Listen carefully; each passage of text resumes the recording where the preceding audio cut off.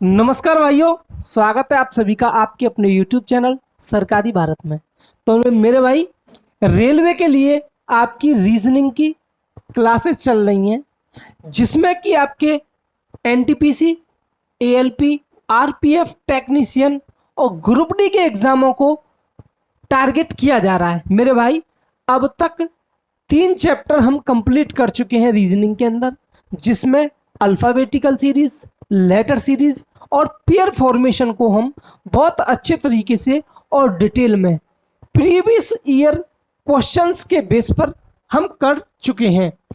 और अब बात करें अगले चैप्टर की, तो हमारा कोडिंग डिकोडिंग जो चैप्टर रीजनिंग में बहुत महत्वपूर्ण होता है, जहाँ से 5 से 6 क्वेश्चन आपको देखने को मिल जाते हैं लगभग।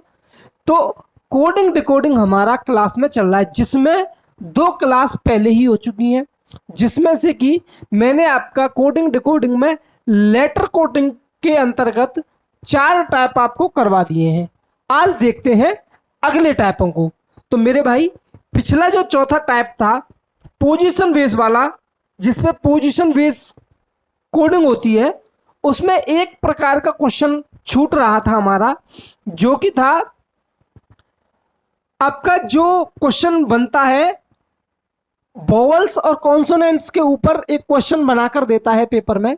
जैसे कि आपको एक क्वेश्चन दिया हुआ है यहाँ पर कि रीजनिंग को कोड किया जाता है इस शब्द के अंतर्गत, यानी कि रीजनिंग को किसी कूट के तहत ये लिखा जाता है, तो हमें बताना है मैथमेटिक्स को हम क्या लिखेंगे। मेरे भाई, अब तक मैं सारा बता चुका था, और जो चौथा टाइप था हमारा पोजीशन बेस वाला, उसमें एक टाइप ये रह रहा था जिसमें हम वोवल और कॉन्सोनेंट के ऊपर एक क्वेश्चन बनता है।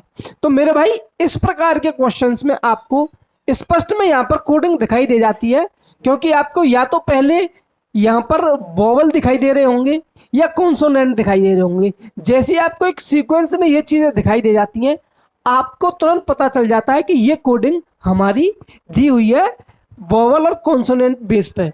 तो मेरे भाई, यहाँ पर इस रीजनिंग वर्ड को, इसके लेटर्स की पोजीशन को बदल करके यहाँ पर लिखा गया है। लेकिन पोजीशंस को कैसे बदला गया है, यहाँ पर इन्होंने क्या किया है, अल्फ़ाबेटिकल ऑर्डर के तहत, अल्फ़ाबेटिकल ऑर्डर में पहले इन्होंने क्या किया है, वोवल्स को लिखा है, फिर क्या किया है, कॉन्सोनेंट्स को लिखा है। तो मेरे भाई, यहाँ पर जैसे अल्फ़ाबेटिकल सीरीज होती है AEIO, और एक आपका 5वां वोवल होता है U, उसी में से इन्होंने उसी प्रकार उसी अल्फ़ाबेटिकल सीरीज, अल्फ़ाबेटिकल ऑर्डर के तहत पहले क्या किया है, इस वर्ड में से सारे के सारे वोवल्स को यहाँ पर आपका निकाल लिया है, उसके बाद कॉन्सोनेंट्स को रखा गया है। तो इसी बेस पर आपको ये मैथमेटिक्स को अरेंज करना है मेरे भाई। तो यहाँ पर देखें हम, तो पहले क्या आएगा आपका A, फिर क्या आएगा आपका A, फिर क्या आएगा मेरे भाई E, फिर क्या आएगा I।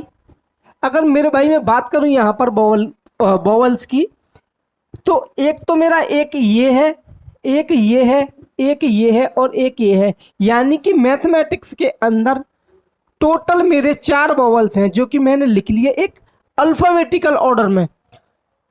उसके बाद क्या करते हैं मेरे भाई, उसके बाद हमें अल्फ़ाबेटिकल ऑर्डर में ही जो कॉन्सोनेंट्स हैं उनको अरेंज करना है। तो आप सभी लोग जानते हैं कि अल्फ़ाबेटिकल ऑर्डर के अंतर्गत पहला जो कॉन्सोनेंट जो पहले इस वर्ड में से आएगा, पहले आएगा C, क्योंकि C की पोजीशन होती है 3। उसके बाद आपका आएगा H, क्योंकि H की पोजीशन आपकी होती है 8। फिर अगर देखूं तो मैं यहाँ पर आपका आएगा M, क्योंकि M की जो पोजीशन होती है वो होती है 13। तो डबल बार M है, तो 2 बार मैं M लिख लूँगा। ये हो गया मेरा, ये हो गया, ये हो गया, ये हो गया, ये हो गया, ये हो गया। उसके बाद भाई मेरे यहाँ पर T को देखूं तो T आता है मेरा 20, इसकी पोजीशन है 20, और S की है 19।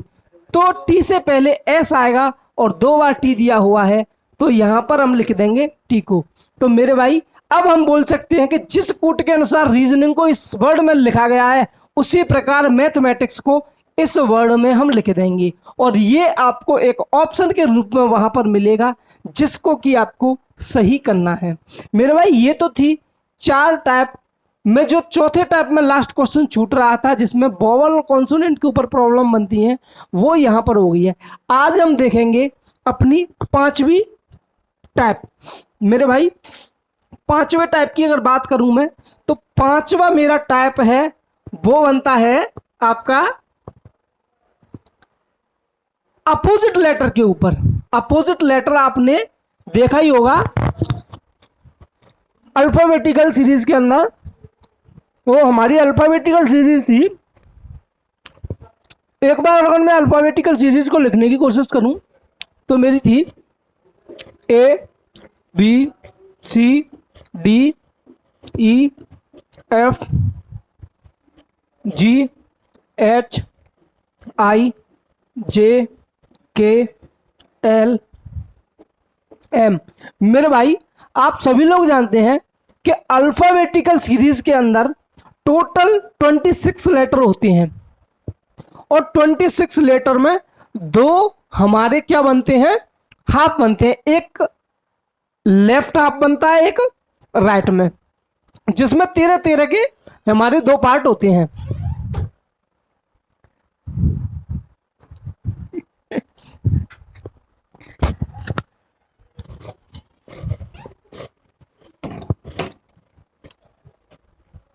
मेरे भाई 13 लेटर के 2 आप होते हैं। तो अगर मैं बात करूं उनकी कि इनका अपोजिट लेटर कौन सा होगा, तो आप सभी जानते हैं कि ए को मैं नंबर देता हूं 1, ए को नंबर देता हूं 1। इसका अपोजिट होता है मेरा जेड, जो कि होता है 26 नंबर पे। मेरे भाई जब भी हम अपोजिट लेटर की बात करते हैं, जब भी हम अपोजिट लेटर की बात करते हैं, तो हमें इस बात का ध्यान देना है कि जो भी मेटल लेटर दिया हुआ है उसका अपोजिट वही लेटर होगा जिसको कि उस नंबर की पोजीशन में जोड़ने पर 27 आएगा। जैसे अगर मैं बात करूं बी का अगर मैं अपोजिट लेटर निकालने की कोशिश करूं तो बी की पोजीशन होती है 2। जब बी की पोजीशन होती है 2, तो मैं ऐसा कौन सा लेटर इसके सामने लिखूं कि जिसकी पोजीशन को मैं इस पोजीशन में ऐड करूं तो 27 हो जाए।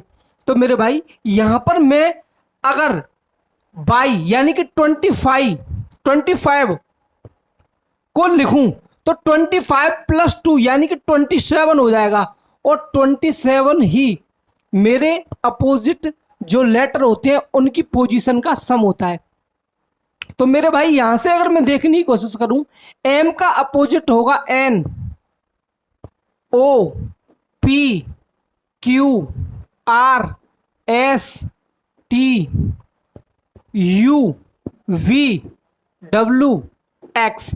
अगर मेरे भाई आपने अल्फाबेटिकल सीरीज पढ़ी है तो आपको इन लेटर्स का अपोजिट लेटर जरूर पता होगा। आपने इतनी प्रैक्टिस वहां पर कर ली है कि आपको इनका पता ही होगा। अगर मैं इनकी नंबरिंग की बात करूं तो सी होता है 3 पर, डी होता है 4 पर, ई होता है 5 पर, एफ होता है 6 पर, जी होता है 7 पर, एच होता है 8, आई 9, जे 10, के 11, के एल 12 और एम 13। 13 + 14 जैसे ही करूंगा मेरा 27 हो जाएगा। तो एम का भी अपोजिट जो लेटर होगा वो मेरा क्या होगा मेरे भाई, 14 लेटर पे 14 पोजीशन पर जो लेटर होगा, यानी एम का अपोजिट एन और एन का अपोजिट एम। उसी प्रकार ए का अपोजिट होगा जेड और जेड का अपोजिट होगा ए। अगर बात करूं टी की, टी पे होता है 20, S 19, R 18, Q 17, P 16, O 15,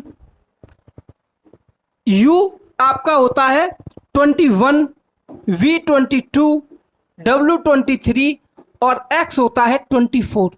मेरे भाई मैं किसी भी लेटर को देख लूं, यहां पर अपोजिट लेटर निकालने के लिए अगर मैं किसी भी लेटर को देखूं तो उनकी पोजीशन का सम मेरा, चाहे मैं इसको देखूं 20 + 7 यानी 27, 8 + 19 27, 9 + 18 27, 4 + 23 27, 5 + 22 27।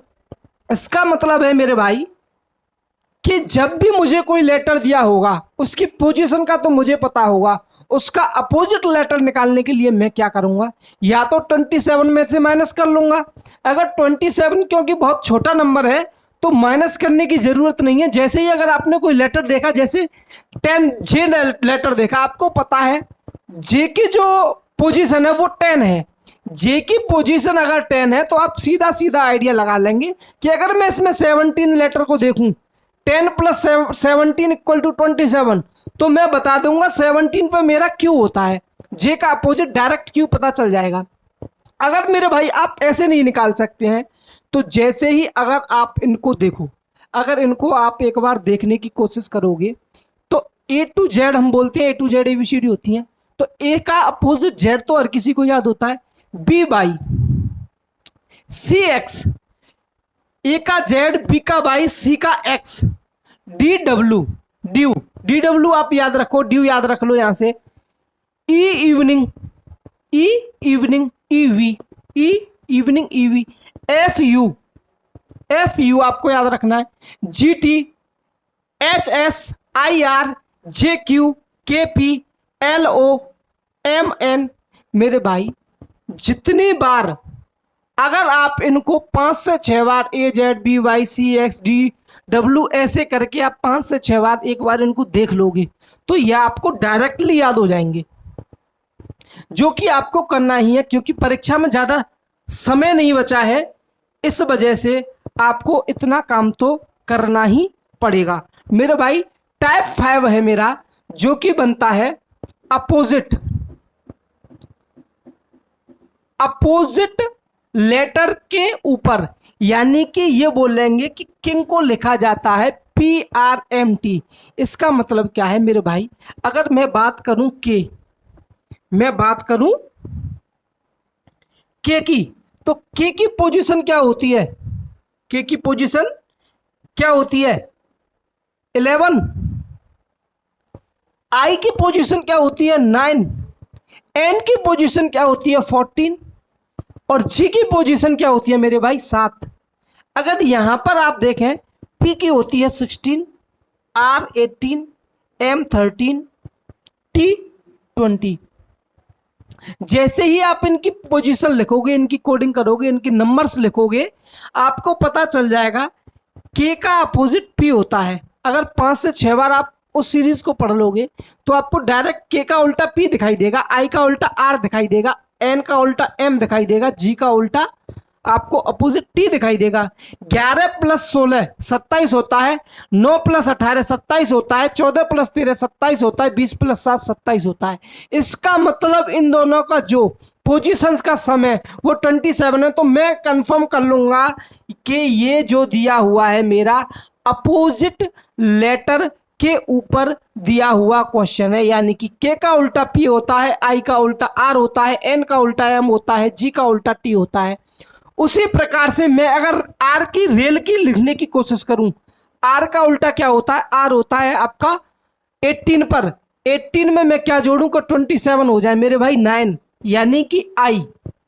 ए का जो उल्टा आप जानते हैं जेड, आई का उल्टा जानते हैं आप आर, एल का उल्टा जानते हैं आप ओ, एल का उल्टा ओ। तो जिस प्रकार से मैंने किंग को PRMT लिखा है उसी प्रकार मैंने क्या किया, रेल को IZRO लिख दिया। इसका मतलब है यहां पर जो भी क्वेश्चन बनेंगे उनको करने में ज़्यादा परेशानी नहीं होगी, क्योंकि यहां से जो क्वेश्चन बनते हैं वो बहुत इजी बनते हैं।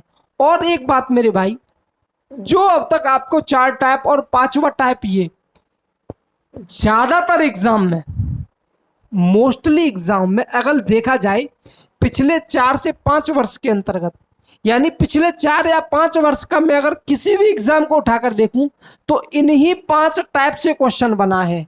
इससे अगला जो छठवा है, जिसको बोलते हैं हम, आपका छठवा जो बनता है वो कॉमन कोडिंग के ऊपर बनता है। छठवा टाइप आपका कॉमन कोडिंग के ऊपर बनता है, वो बहुत ज़्यादा इजी होता है। आपको मैं आगे बताऊंगा वो कैसे करते हैं उन क्वेश्चंस को। और जो कि टाइप 7 है जिसमें कि विदाउट लॉजिक क्वेश्चन दिए होते हैं, उस टाइप के क्वेश्चन आजकल एग्जाम में देखने को नहीं मिलते हैं। क्योंकि रीजनिंग के अंदर उन्होंने बोल रखा है कि अब 4-5 साल पहले से ही ये घोषणा कर दी गई थी कि रीजनिंग के अंदर जो भी क्वेश्चन बनेंगे वो लॉजिक के आधार पर बनेंगे। तो जो हमारा 7वां टाइप था जिसमें कि कोई लॉजिक ही नहीं लगता था, तो उसको अभी तक पिछले 4 से 5 साल के अंदर किसी भी एग्जाम के अंदर देखा नहीं गया है उसके ऊपर।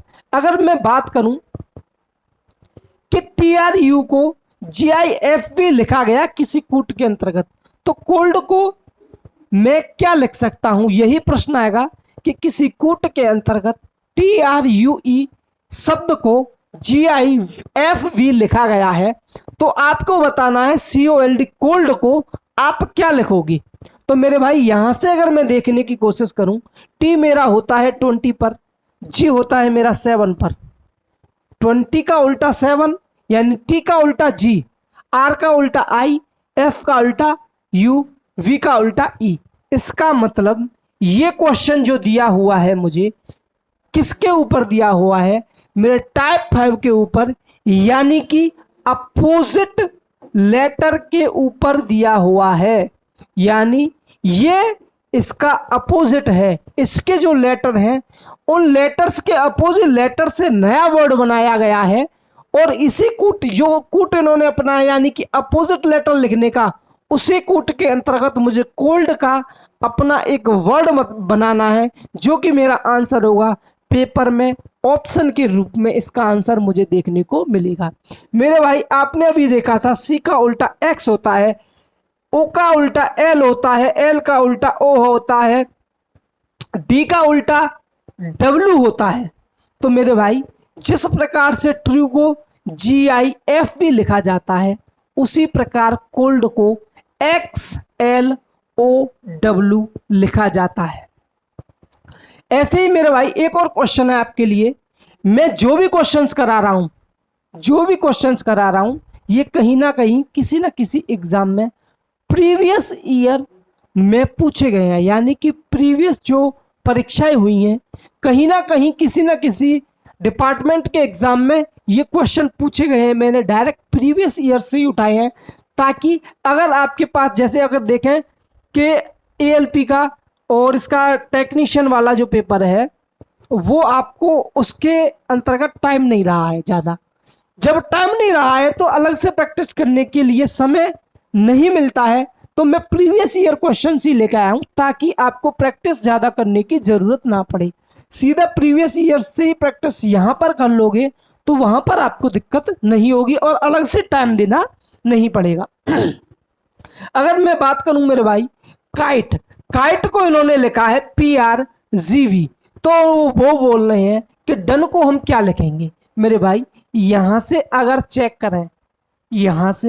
हम चेक करें तो इन्होंने क्या दिया है, K का उल्टा यहां पर है, I का उल्टा यहां पर है, T का उल्टा यहां पर है, V का उल्टा E का उल्टा यहां पर है। इसका मतलब यह भी मेरा टाइप 5 बेस्ड क्वेश्चन है, यानी कि अपोजिट लेटर पर आधारित है।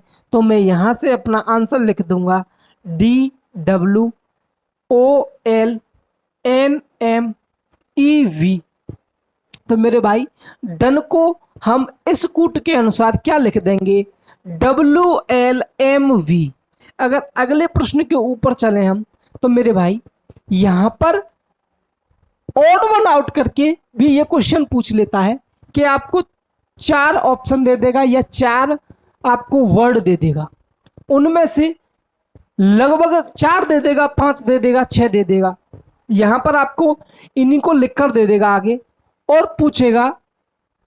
यहां पर जैसे मैं बात करूं ये क्या करेगा, ये दे देगा ADWGJQMPK और ROL ये दिया हुआ होगा और बोलेगा इनमें से हमें कौन सा छांटना है जो विषम है। फाइंड ऑड वन आउट, इसका मतलब है जो दी हुई मेरी श्रृंखला है इसमें से मुझे विषम छांटना है, यानी कि इनमें से 3 तो ऐसे मेरे वर्ड होंगे जिनमें सेम लॉजिक सेम पैटर्न लग रहा होगा। लेकिन मेरा एक यहां पर ऐसा भी होगा जो औरों की तरह नहीं होगा, यानी कि और वर्ड्स में जो लॉजिक लग रहा होगा वो उस वर्ड के अंदर नहीं लग रहा होगा। जिसके अंदर वो लॉजिक नहीं लग रहा होगा वही क्या करना है, यहां पर हमको छांटना है, क्योंकि हमें विषम को छांटना है, यानी और को छांटना है जो कि अलग से कोडिंग होगी जिसकी। अगर मेरे भाई यहां पर मैं देखूं कि यहां पर किस प्रकार की कोडिंग होगी, अगर मैं बात करूं ए के बाद डी, इसका मतलब यहां पर +3 करके क्या किया है इन्होंने, उल्टा लेटर लिख दिया है, यानी कि ए डी डब्ल्यू की मैं बात करूं तो ए में +3 किया है, पहले ए +3 करूंगा तो मेरा यहां पर आ जाएगा डी, और डी का उल्टा लेटर लिख दिया है डब्ल्यू। अगर बात करूं मैं जी जी जे क्यू, जी जे क्यू, यानी जी होता है मेरा 7 पर, जे होता है 10 पर, इसका मतलब +3 यहां पर किया है और +3 यहां पर किया है, और जे का उल्टा होता है, जे होता है आपका 10 और 17 पर क्यू, जे क्यू, यानी कि +3 करके यहां पर भी इन्होंने क्या किया है, अपोजिट लेटर लिख दिया है। अगर मैं बात करूं अगले लेटर की, जो अगला मेरा ऑप्शन है एम पी के, एम पी के, एम होता है 13 पर, इसका मतलब यहां पर भी +3 करके पी का उल्टा यानी पी का अपोजिट के लिखा है। अगर आर की बात करूं, आर ओ एल, आर होता है मेरा 13 पर और ओ होता है 15 पर, इसका मतलब यहां पर इसने -3 करके उसका अपोजिट लिखा है। तो मेरे भाई जो मेरा ऑप्शन ए है यानी कि पहला वर्ड है, इसमें क्या लॉजिक है, ए +3 करके जो भी लेटर आएगा उसका अपोजिट, यानी कि +3 और उसका अपोजिट, जी में +3 करेंगे जे और जे का अपोजिट, एम में +3 करेंगे पी और पी का अपोजिट। लेकिन जो मेरा चौथा ऑप्शन है यानी कि आर ओ एल, यहां पर क्या किया गया है, -3, R-3 करेंगे ओ आ जाएगा, ओ का अपोजिट एल, इसका मतलब इन तीन में तो एक जैसी ट्रिक लगी है, लेकिन जो चौथा है मेरा यहां पर कुछ विषम दिखाई दिया, यानी कि इसमें मुझे कुछ और चीज दिखाई दी जो कि इन तीनों में थी वो यहां पर नहीं मिली। तो मेरे भाई इसका आंसर मेरा क्या हो जाएगा, डी ही इसका मेरा आंसर हो जाएगा। इसी प्रकार से आपको क्वेश्चन पूछे जाते हैं।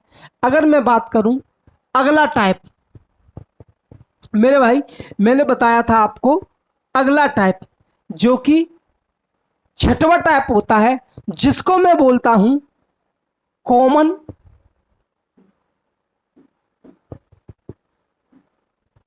Common coding.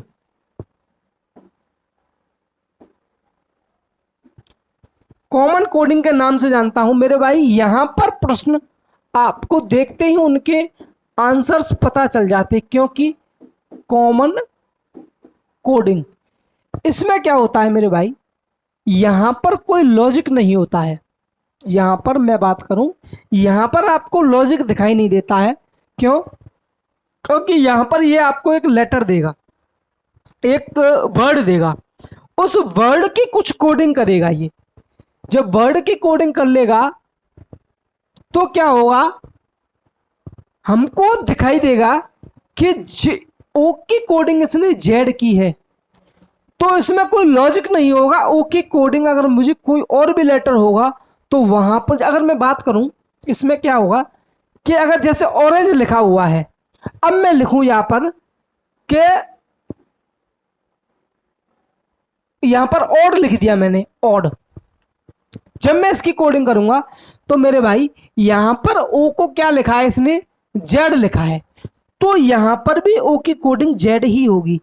अगर मैं बात करूं यहां पर ओ ए एन आर ई लिखा हुआ है, मान लो ओ ए एन आर ई लिखा हुआ है, जिस प्रकार से ओ को यहां पर जेड से कोड किया गया है, आर को वाई से किया गया है, ए को एक्स से किया गया है, एन को वी से किया गया है, जी को टी से किया गया है, ई को आर से किया गया है, तो मेरे भाई जो मेरा अगला लेटर होगा उसमें भी मैं क्या करूंगा, ओ को जेड से कोड करूंगा, आर को वाई से कोड करूंगा, ए को एक्स से करूंगा, एन को वी से करूंगा, जी को टी से करूंगा और ई को आर से करूंगा।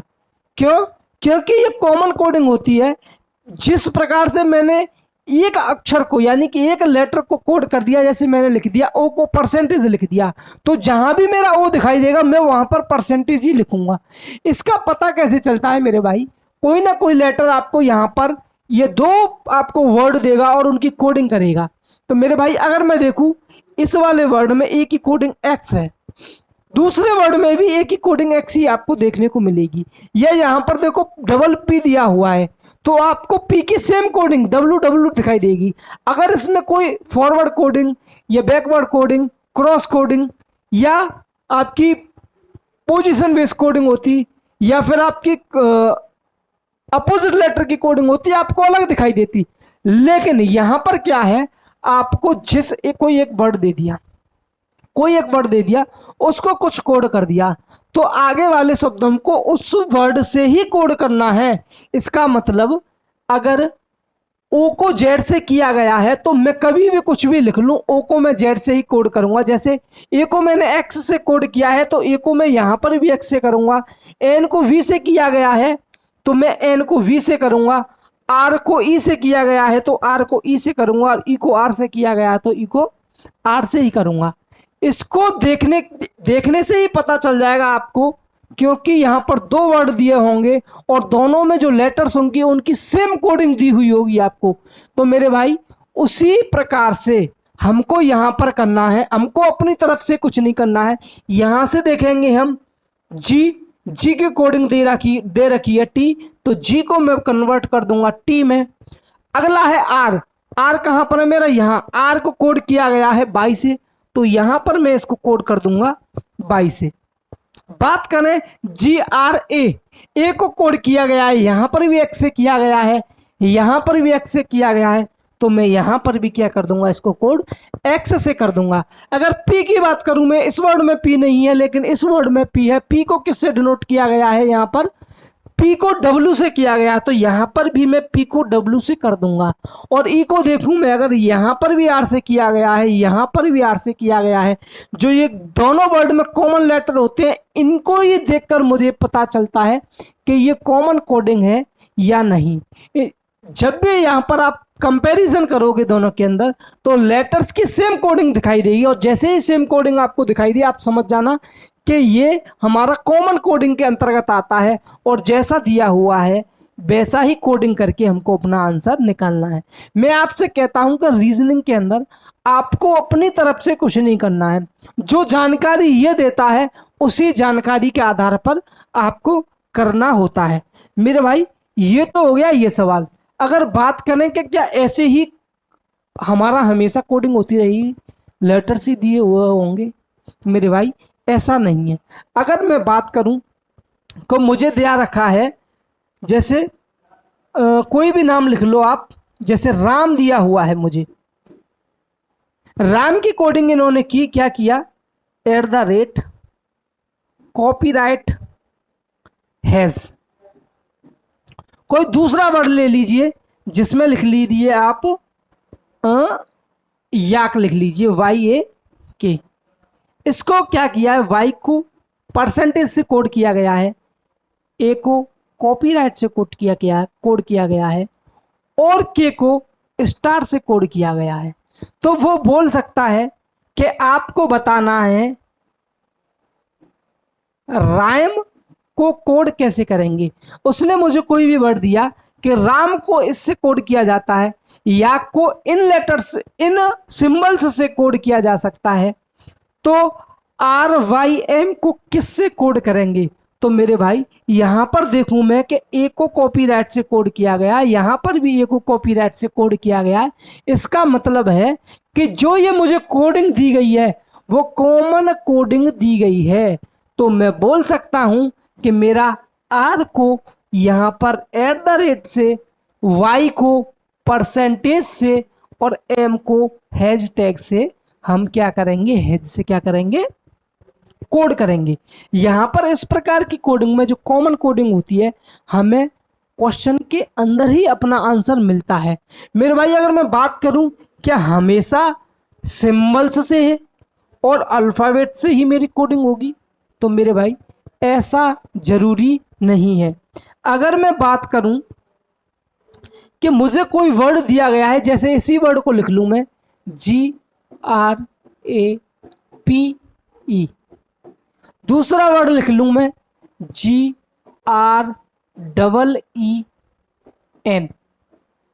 दो वर्ड लिख लिए मैंने और मैंने इसको कोड किया 3 से, इसको 4 से, इसको 2 से, इसको आप कर लो 1 से, ई को कर लो आप 7 से। ये कोड दिया हुआ है मुझे EGR77, एन को आप कर लो 8 से। आपको दी हुई है कोडिंग, ग्रेप की कोडिंग ये है आपकी, ग्रीन की कोडिंग ये है। अगर मैं बोलूं कि मुझे GRANE,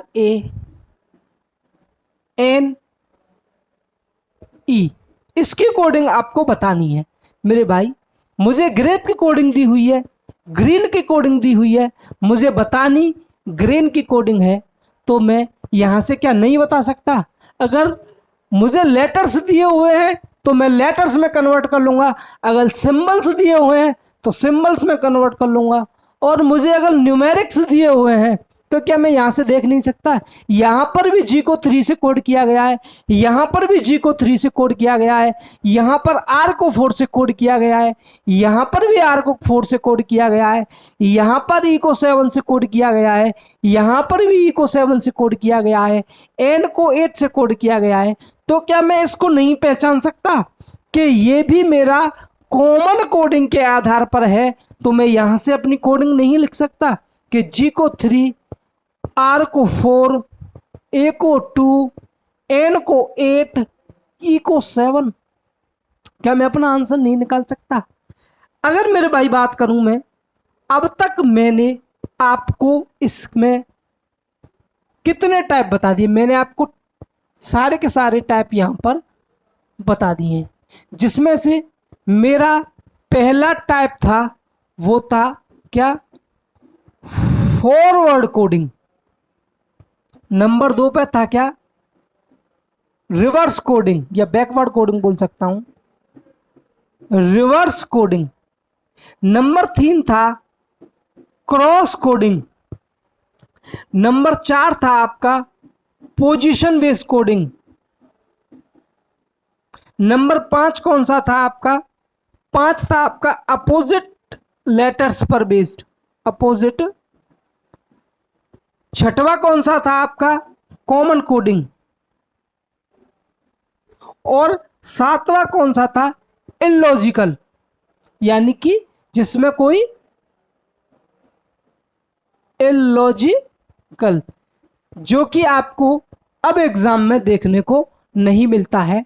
इसको आपको करने की भी जरूरत नहीं है, क्योंकि इसको अब परीक्षाओं के अंदर नहीं पूछा जाता है, इसको खत्म कर दिया गया है।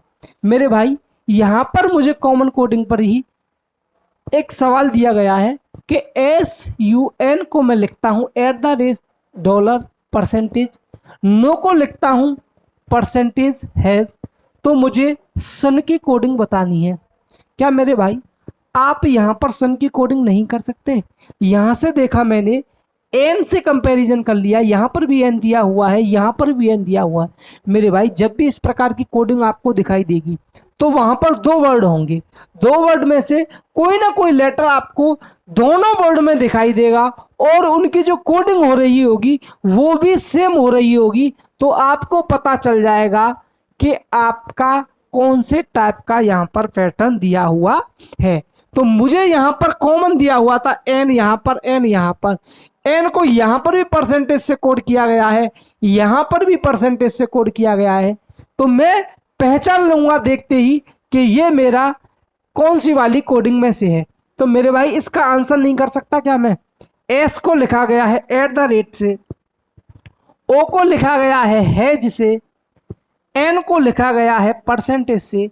तो मेरे भाई आंसर भी मेरा क्या हो जाएगा, यही हो जाएगा। अगर बात करें मेरे भाई, जो इलॉजिकल कोडिंग होती है जिसमें हम लॉजिक प्लस माइनस वाले यानी कि फॉरवर्ड कोडिंग नहीं होती है, आपकी रिवर्स कोडिंग नहीं होती है, क्रॉस कोडिंग नहीं होती है, जहां पर आपको अपोजिट लेटर दिखाई देने को नहीं मिलते हैं, पोजीशन बेस्ड जो कोडिंग है वो नहीं मिलती है आपको, क्या है और कौन सी थी आपकी, एक और कॉमन कोडिंग नहीं देखने को मिलती है। तो वहां पे एक अलग ही प्रकार का यानी कि लॉजिकल वाले पोर्शन में प्लस माइनस उसका कोई लफड़ा नहीं होता है। यहाँ पर आपको एक अलग प्रकार का लॉजिक लगाना पड़ता है जो कि टाइप 7 में आता है। टाइप 7 जो इलॉजिकल में आपको बता रहा था उसमें किस प्रकार के प्रश्न पूछे जाते हैं। अगर मेरे भाई यहाँ से मैं बात करूँ, ये तो हो गया 18, ये हो गया 19, ये हो गया 1, ये हो गया 5। अगर यहाँ पर देखूँ मैं 18, 19, 5, 23, यहाँ पर देखूँ 8, 20, 18, 15, 14। मेरे भाई अगर मैं यहां से देख रहा हूं कि 18 के बाद 19, 18 के बाद 19, समझ में आ रहा है, लेकिन यहां पर तो ये लॉजिक नहीं है।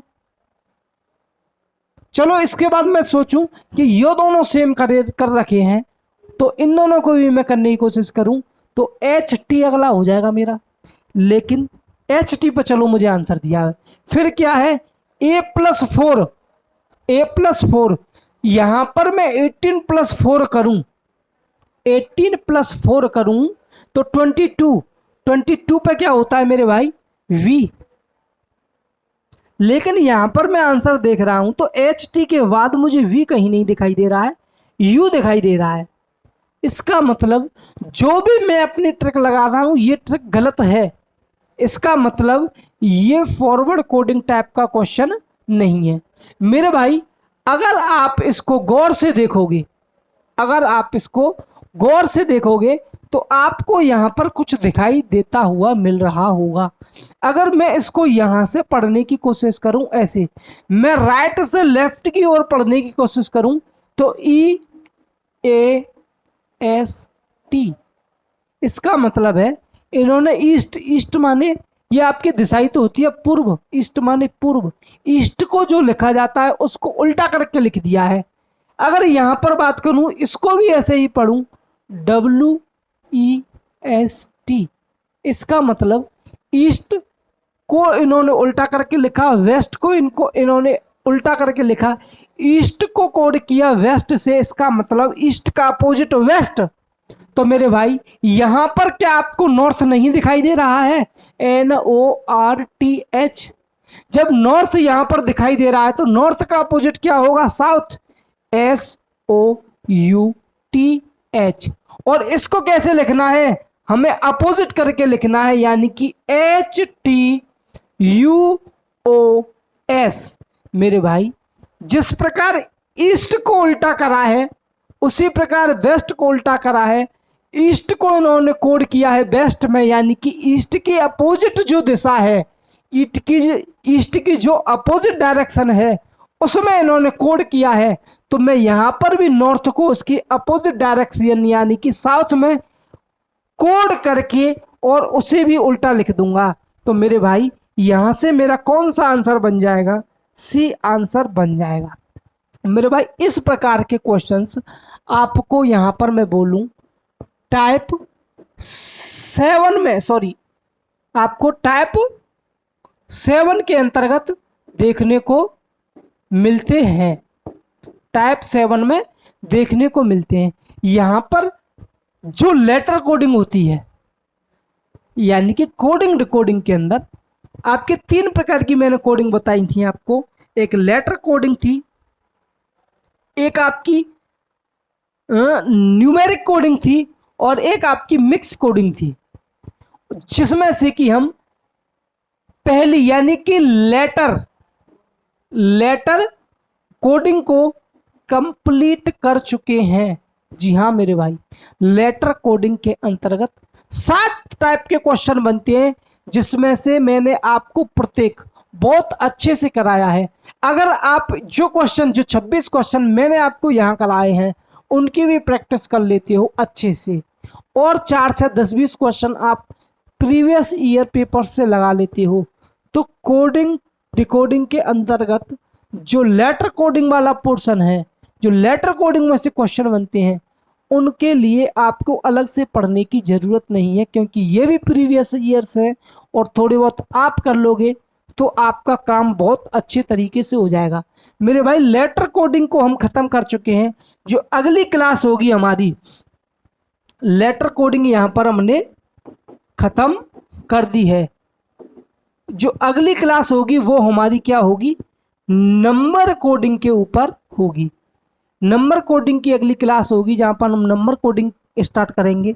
मेरे भाई अगर लेटर कोडिंग के अंतर्गत आपको कोई भी परेशानी होती है तो आप कमेंट बॉक्स में अपना आंसर जरूर, अपना क्वेश्चन करें, आपको आंसर जरूर दिया जाएगा।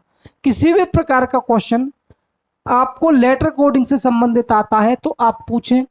और जिन्होंने प्रीवियस क्लास नहीं की है वो प्रीवियस क्लासेस कर लें। और 3 चैप्टर इसके अंदर पहले से ही हो चुके हैं, अल्फ़ाबेटिकल सीरीज, पेयर फॉर्मेशन और आपका था एक अल्फ़ाबेटिकल सीरीज, लेटर सीरीज और पेयर फॉर्मेशन। 3 चैप्टर हो गए हैं। कोडिंग डिकोडिंग के अंतर्गत लेटर कोडिंग खत्म हो गया है। कल से आपका नंबर कोडिंग स्टार्ट होगा, जो कि आपका यहाँ पर मैं बात करूँ किस एग्जाम्स को NTPC, ALP, RPF technician group D को टारगेट करते हुए पढ़ाया जा रहा है। इसका मतलब इस क्लास से ही आपका ज़्यादातर पेपर बनने वाला है। यहीं से आपको डायरेक्ट क्वेश्चन देखने को मिलेंगे। मेरे भाई इससे संबंधित कोई परेशानी होती है तो आप कमेंट बॉक्स में ज़रूर अपना वो करें। प्रीवियस ईयर क्वेश्चंस के लिए आपकी वीडियो के डिस्क्रिप्शन में एक लिंक दिया गया है टेलीग्राम चैनल का। वहाँ पर आपको जो भी वैकेंसीज आती हैं उनकी नोटिफिकेशन, वो जो पढ़ने के लिए बहुत सारा कंटेंट है वो आपको दिया गया। तो आप टेलीग्राम चैनल जरूर ज्वाइन कर लें और समस्या के लिए आप कमेंट कर दें। बाकी मिलते हैं अगली क्लास में जिसमें नंबर कोडिंग करेंगे। तब तक के लिए मेरे भाई आप हंसते रहें, मुस्कुराते रहें और अपनी अच्छे तरीके से पढ़ाई करते रहें। तब तक के लिए नमस्कार है, मिलते हैं अगली क्लास में। जय हिंद, जय भारत।